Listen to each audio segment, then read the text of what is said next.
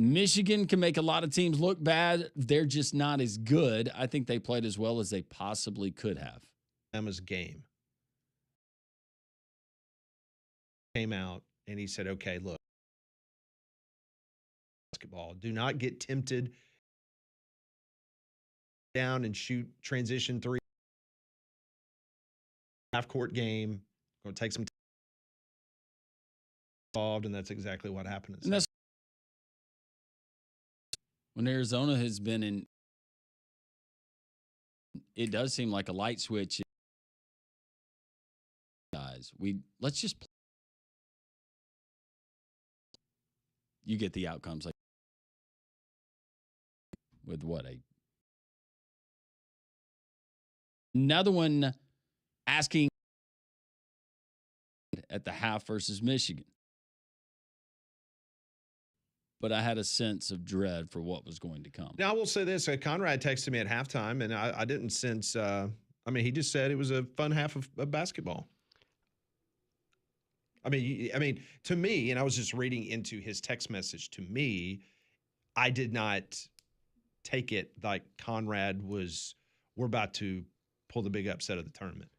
It was that they played a good half of basketball. No, in a very sad way, it was what you said. I was just, no moral victories. I was just happy it was a good game at halftime because I knew that it was very unlikely that Alabama won that game. That's why I picked Michigan to win last week when me and Damian were doing the show. And no, I thought they came out with a great game plan, just like you said, Pat, but at a certain point you knew.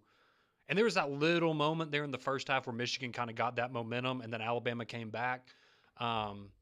So, yeah, I mean, Did you guys feel like that was a blowout? No. Because I didn't. No, even as out of hand as it got in the second half, you only lost by 13 to maybe the best team in the country. To that team, Alabama only losing, being up at the half, but only losing by 10 to 13. And I think the spread was what? Right around 10. It was either. It was like 9.5 or something like that. Somewhere in there.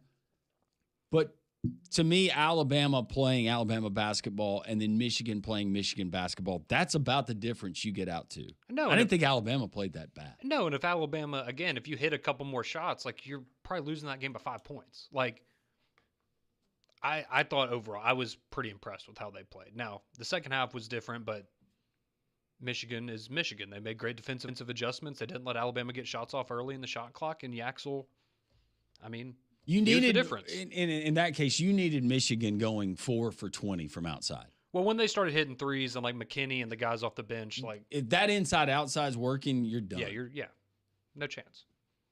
I thought it was a good game.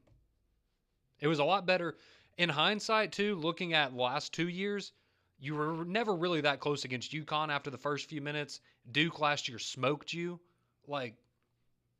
You were competitive this time. You were not competitive the last 2 years when you got knocked out of the tournament. We asked our audience today, what letter grade would you give Nate Oates for the 2025-26 season, Molly? And it was pretty interesting what our audience letter grade. I asked you guys that question in Pat Ponder's I said B+.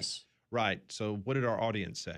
Yeah, so right now 48.5% voting A, 39.2% saying B, 6.2% saying C. Actually, there's a tie for C and D, both at 6.2%. Interesting.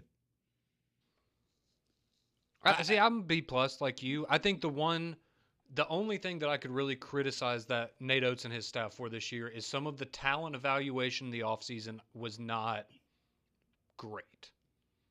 Williamson, I know it was fun for a couple games in the tournament. He was a bust. Bethea was a bust. Bull Bowen was okay. Like, there were some of the guys that you went after that you had high expectations for that didn't really pan out. But that's going to happen in the transfer portal, and, they're going to try to rebuild for next year. But that would be the one area that, in terms of what he had on the roster, I think they overachieved a little bit, but I do think that some of the talent evaluation didn't go the way they thought it was going to. Yeah, a disappointing season would be, if you're a Michigan fan, you have Michigan's talent, and they don't make it to Sunday. Correct. The way that they're built. This Alabama team, I think what we got, what Nate Oates had on that roster. And you run into that better team won on Friday night, but It was a solid job. I'm never going to complain as someone who grew up in this state, who loved basketball and watched it. Bingo. And begged for one of our teams to, it just won. Give us one team from the state to make this NCAA tournament that I watch and consume. You made the Sweet 16 4 years in a row. That's not easy to do. I'm not. You made to a Final Four, an Elite Eight, and 2 Sweet 16s. I'm not going to complain about a team consistently getting to a Sweet 16 or getting to an NCAA tournament or a coach. Not in this state. Nope. 50 years from now, check with me. That's a whole nother story. Well said. Now's the right time to check about the safety of your trees in your yard. You need to call Golston Tree Service at 205-337-4443. Whether it's oak trees, pine trees, that might be leaning right now. Golston's a family-owned and operated business for over 35 years. No job is too big or too small, from trimming to full tree removal, to grinding the stump and roots out, to hauling the last stick away. They have everything it takes to completely remove a tree. They also offer that 24-hour emergency storm work. So you need to call them at 205-337-4443. Call Golston Tree Service today and let them give you a free assessment of any issues you might have on your property. Kerry Adams from our show, he texted me yesterday asking me the number for Golston Tree Service because he's looking to get some work done on his property. You need to take advantage of Golston. 205-337-4443. Some news around college basketball that you might want to know. We'll give it to you next. Three-man front on this Monday.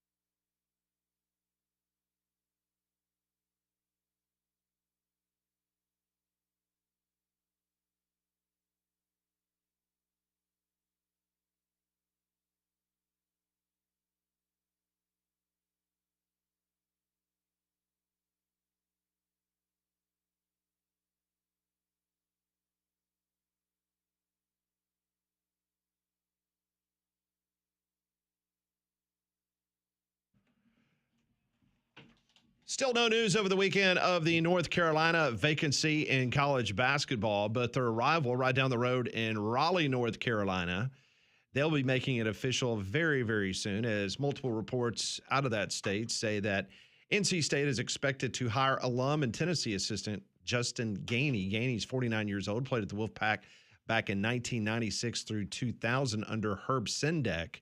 Gainey was on staff at NC State from 2006 through 2009. Gainey was an assistant for Sendek at Santa Clara between 2017 and 18, then spent 2 seasons with Sean Miller at Arizona before going to Marquette for 1 season.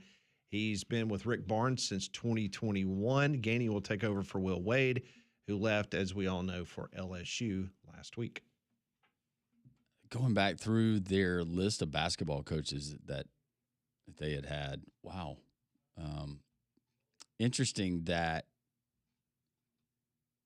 Wikipedia does not recognize the Will Wade era.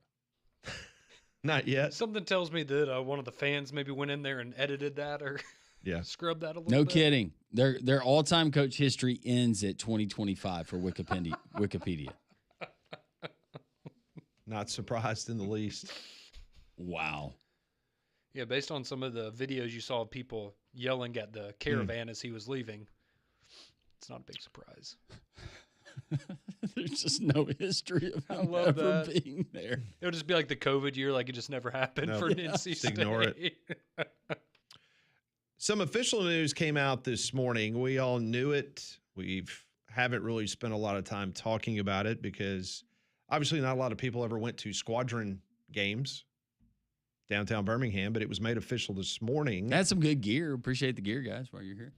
It was released that the New Orleans Pelicans announced that their NBA G League affiliate will relocate to Kenner, Louisiana. They're going to rebrand as the Lake Town Squadron. The team is expected to begin play at the newly renovated Pontchartrain Center located in Kenner's Lake Town Park for the 2026-27 season. I'm sitting here looking, and this venue is going to seat 3,700. Quite a departure from the 16,000-seat Legacy Arena in downtown Birmingham. Players might be walking out through a Twin Peaks. Possibly so. This was the release by the Pelicans. They say, we're extremely grateful for the partnership we have built with the city of Birmingham, including the fans, community partners, and civic leaders who supported the squadron off and on the court. Birmingham remains an important part of our region. We thank Mayor Randall Woodfin, BJCC CEO Tad Snyder for the leadership and support through the transition. We'll have to get you a new Hunter Dickinson jersey, Landrum. I'm sorry.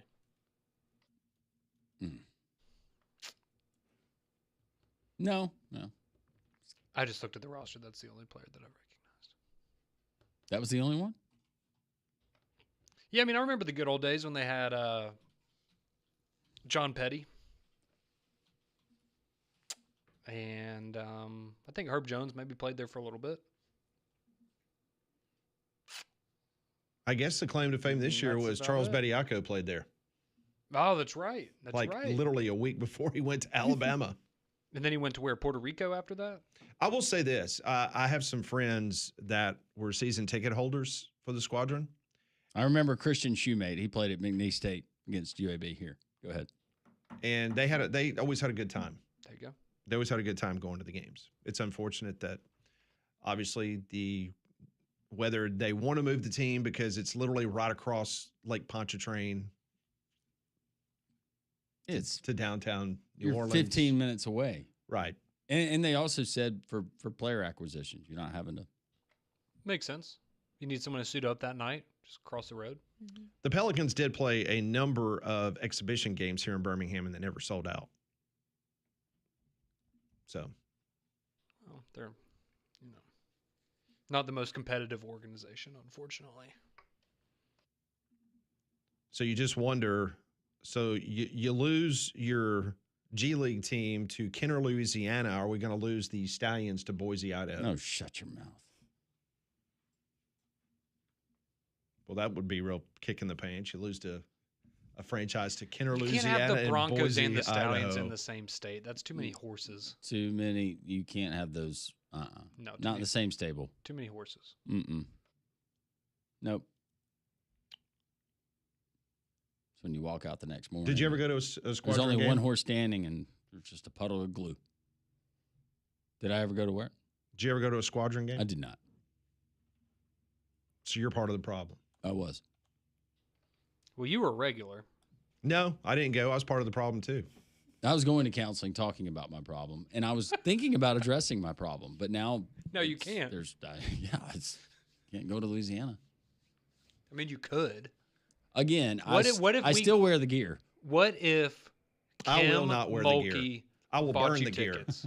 I will burn the gear. You're gonna burn the gear. I will burn the gear. Well, that particular hat that you got, Oh I yeah, didn't see you wearing that one anyway. No, they returned that one. They gave me. Oh, they did? They gave me a nice one. Okay. They gave me the one that Conrad Yeah. wears. You could have worn it with pride though, Pat. It's a collector's edition. Come on, man. I don't have it. Like before I left the remote, I was like, "Here, this ain't gonna work." Now he wishes he had it. No, not really. I could care less. Let's get him a lake. What's the new place? I don't know. Lake Louis Town. something, Louisiana. Lake Town Squadron. Lake Town. That's where Neon came from, Because right? Lake Town is really known for their aviation. Yes.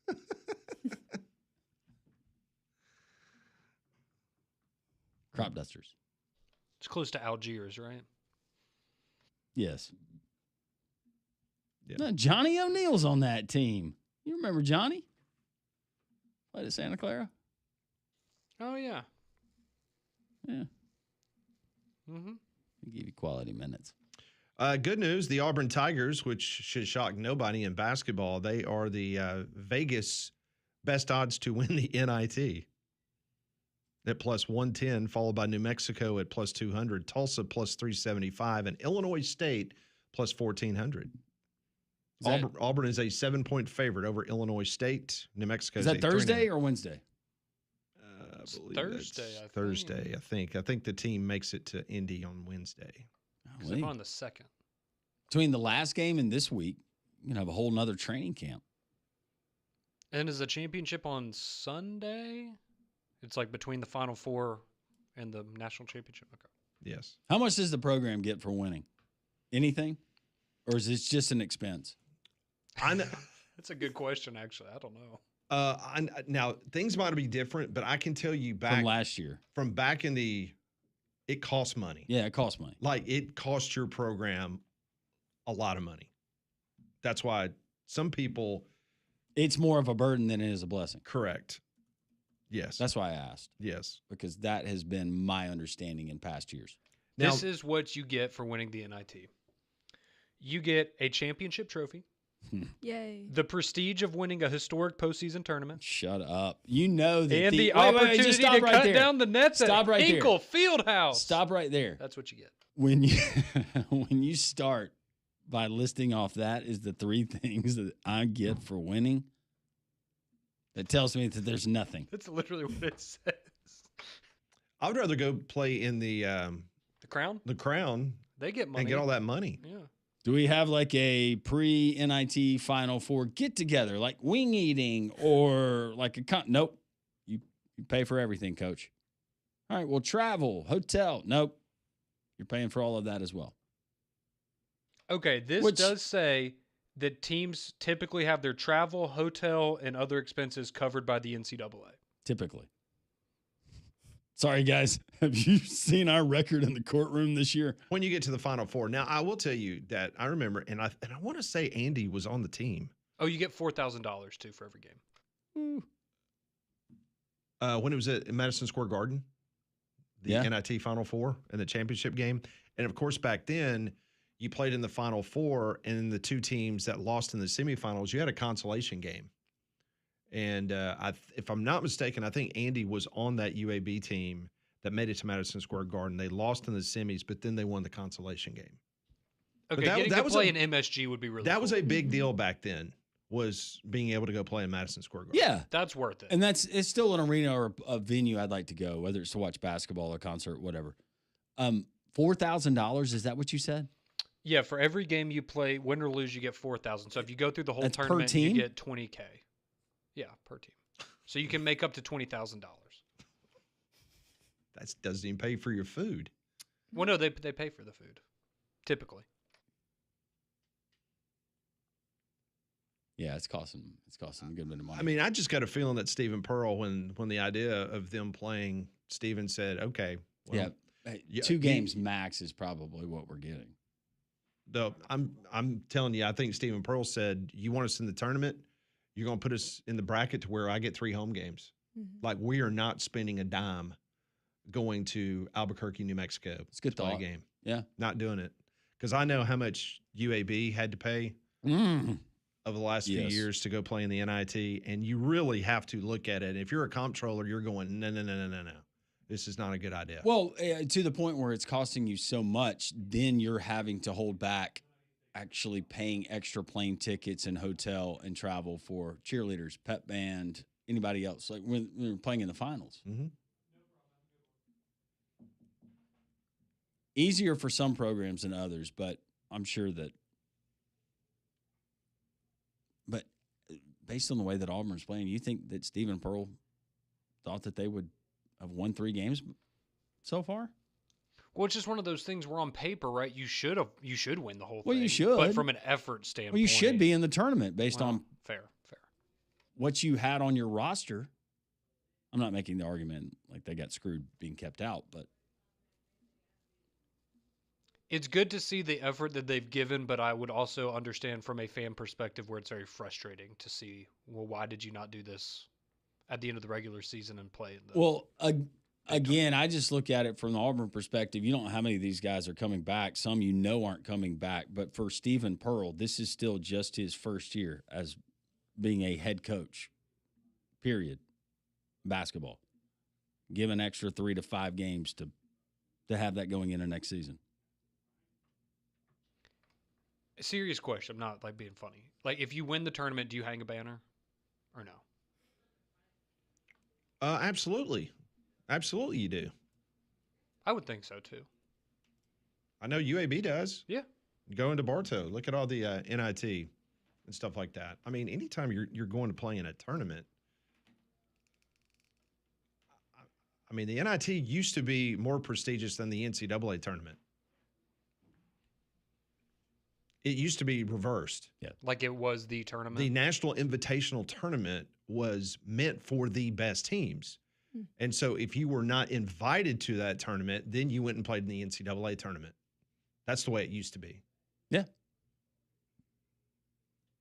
So the NIT champion was sometimes always, it was just like back in the day when you had the AP or UPI national champion in football, it got to the point to where a lot of times people would think that the AP was better than the UPI. Because like the UPI, I think that was Georgia Tech when 1990, when them in Colorado split the national championship. Well, I remember when they split. I think that was the year. I think it was 1990. I think so. But we will continue on. Nick Kelly will join us at 12:15. Molly's Movie Minute review will come up at 12:30. That's all straight ahead on this Reaction Money on Jocks.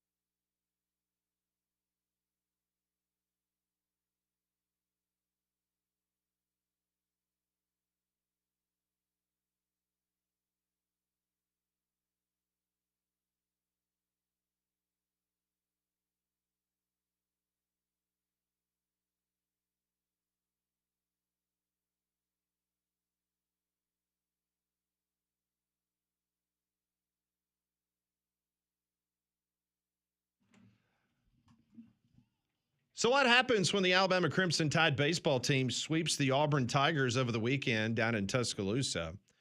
You're awarded a top 10 team according to Baseball America.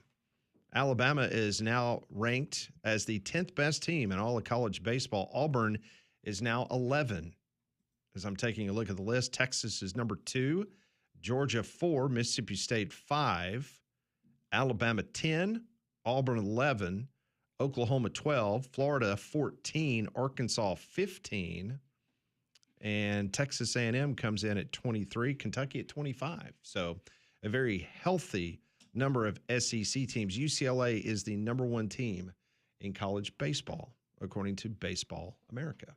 So Now you have to go to the House of Horrors that is Norman, Oklahoma, for Alabama. Oh, We'll see if the playoff kind of nicks the curse, but I don't like that place. I found I heard an interesting stat listening to the Braves broadcast on Jocks yesterday, and it was it Bobby Witt Sr.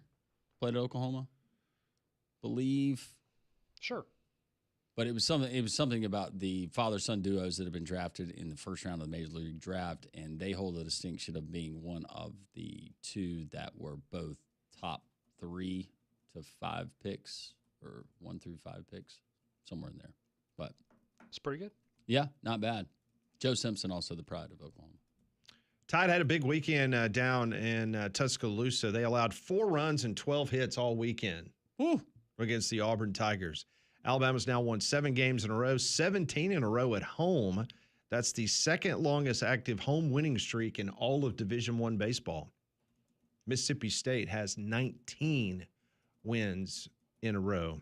That is the Tide's first series sweep of Auburn since 2017, and it's the first sweep of the Tigers in Tuscaloosa since 2012.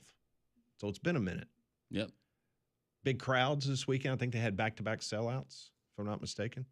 Alabama now 22-7, 6-3 in the SEC. Auburn 20-7, 4-5 in the SEC. Now, Auburn's hit a little bit of a patch after the walk-off win they had over Texas on that Friday night, and then the following in those 2 games, you come back, look pretty good you look really good in your midweek game, and then the bats, for whatever reason, they have gone silent.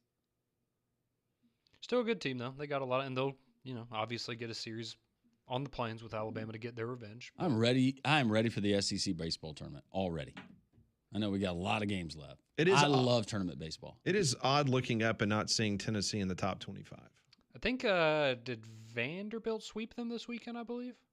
Yeah. In baseball? And not having Vanderbilt in the top 25. Well, their former coach is still looking for his first Major League win. He got swept, too, this weekend. He did get swept. Only 1 run in I 3 haven't games. I haven't checked in to see what the Bay Area media, how they're handling Vitello. It's got to catch better. I can imagine it's going swimmingly. Yeah, we got to learn to play catch better. Well, he says what Get he better said. at playing catch is what he said. We're going to have 1 million of these as we move forward to the NFL draft, but ESPN this morning, a brand new mock draft is out.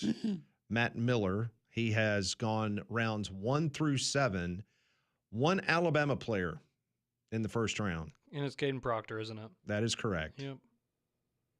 And he is going, I think Cheer up, it's Buttercup. 21 to the Pittsburgh Steelers. Oh, That's kinda where we funny. had Ty Simpson That's in the kinda- original mock that's kinda drafts. funny. Yeah. I think Ty going to the second round's not the worst. You want to go in the second round to a good team or the first round to the Jets?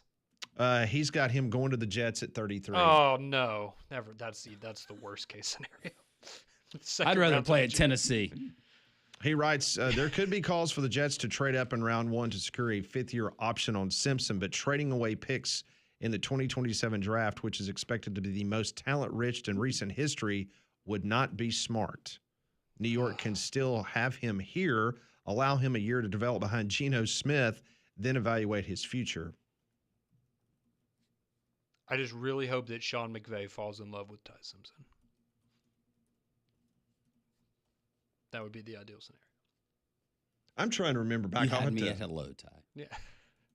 The Jets took him out to dinner in Tuscaloosa last week. They've been whining and dining, Mr. Simpson. Trying to remember the last time Alabama did not have a player that was taken in the first round. Ooh. I mean, it would have to be 2006, 2005. She It's had been a Andre minute. Smith there, right? That would have been like 2007. I mean, because there is the likelihood. I mean, I was told at Pro Day that Caden Proctor really turned a lot of heads. A lot of people that were there watching, mainly for Ty Simpson, they were impressed with Caden Proctor. 2008. 2008. Okay. It's been quite a run Been a minute. for Alabama. I'm not saying that Proctor is going to fall, or maybe even Ty Simpson would not go in the first round, but There's the potential. it goes back to what James Smith said last week at Ohio State. It's just not Alabama anymore. Yeah, 2007, you had, let's see.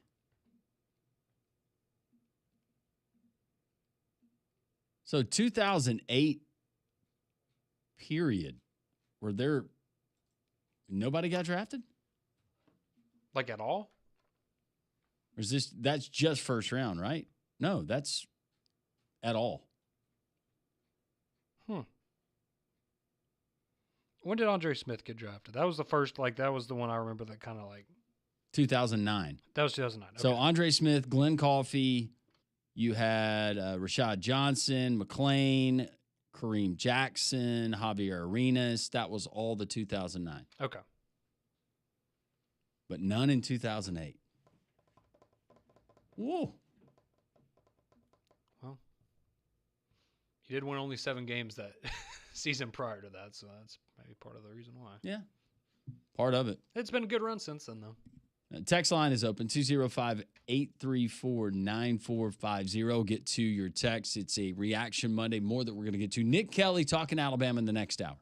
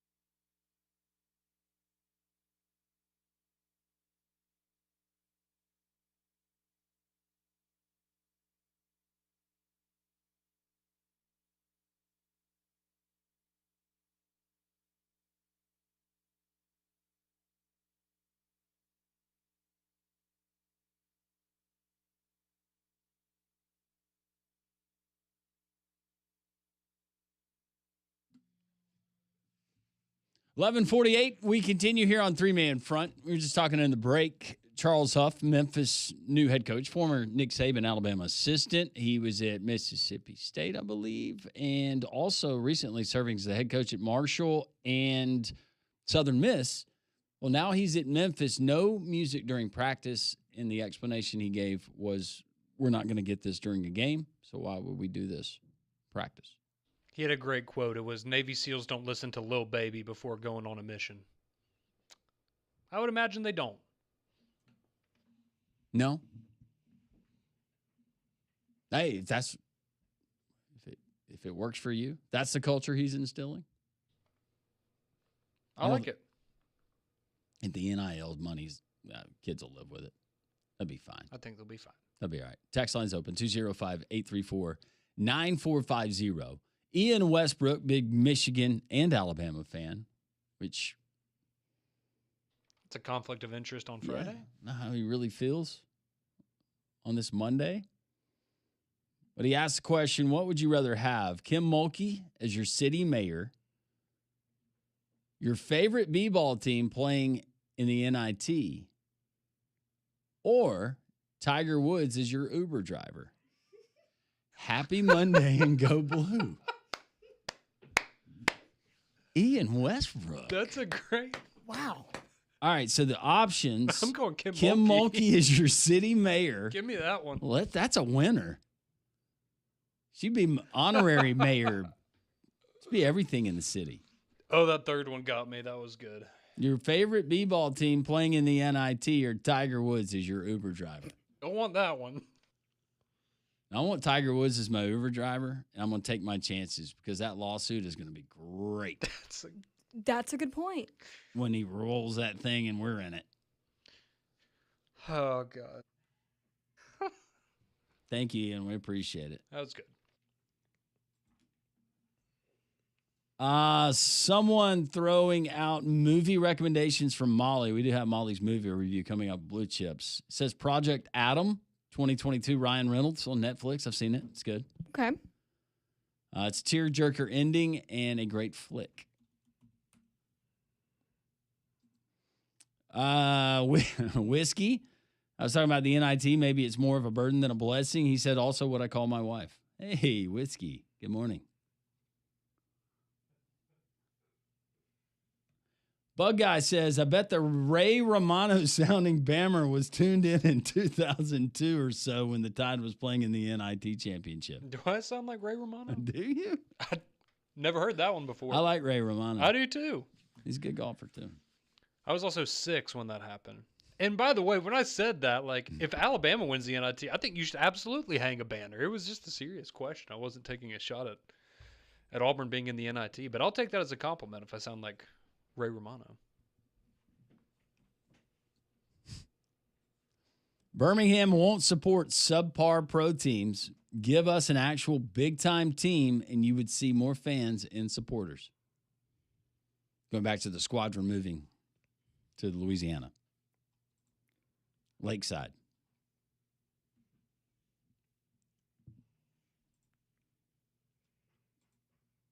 About Nate Oates, for years, he's complained about his team's defense. I'm still waiting for someone to ask him, who's in charge of what your team works on in practice? The crazy part to me is if you remember when Nate Oates came to Alabama, definitely his first year, I want to say his first 2 years-ish, they played great defense. Like, they were a really good defensive team, and it's kind of gone away. Big A says, good morning, guys. Why does it seem so difficult for Alabama to bring in big men that are productive? Do you think the coach will go out, put a priority on bringing in productive big men? The problem is it's a lot like, if I was going to compare it to Power 4 football, finding a Caden Proctor or a left tackle who's available, who fits what you want to do. You can go and find a Noah Williamson, and that's great. He's 7'1" at Bucknell, but does that translate to the SEC? I think by evidence we got this year, no, it does not. Well, and what'd you do last year? They went out and got Amori, and they paid big money for him to come over. And he wasn't bad, but he wasn't elite. So sometimes, they put their money where their mouth was, and it just didn't maybe pan out as well as they had hoped it would. Not that he was a bad player, but he wasn't Wasn't Yaxel. There's only one of them. A lot more texts we'll get to as we roll on throughout the show. 205-834-9450. I've never seen this before. It's pretty interesting that FIU has just released a pretty nice little graphic. I was unaware of some rumors going on over the weekend about them and their partnership with Pitbull. Oh, no. They've released this following statement. Florida International University Athletics and Pitbull remain fully aligned and committed to their long-term partnership. Recent reports are based on incomplete and inaccurate information and do not reflect the full scope or ongoing execution of the agreement. FIU Athletics has already received the first 2 scheduled payments, both paid ahead of their due dates, and the third installment remains on schedule. From the beginning, this collaboration was designed as innovative, multi-year initiative that extends beyond traditional sponsorship models. So based on that statement, I would assume that somebody out there had started a rumor that Pitbull had not paid FIU for the rights of their stadium. Okay. That's interesting. He is worth $100 million. So I think that check will clear. Good news is, though, and you could say that a lot like Texas Tech on a smaller degree, their last couple of seasons, their last, 7 seasons have been dreadful. Last year, that money, a little bit of that excitement, got them 7-6 in a first responder bowl. Well, kids got to take pictures with Lambos. That's all the motivation you need, Landrum. It's worked at some level for FIU with Pitbull. And it's fun. It is fun. Maybe that's what we needed to keep our developmental team around.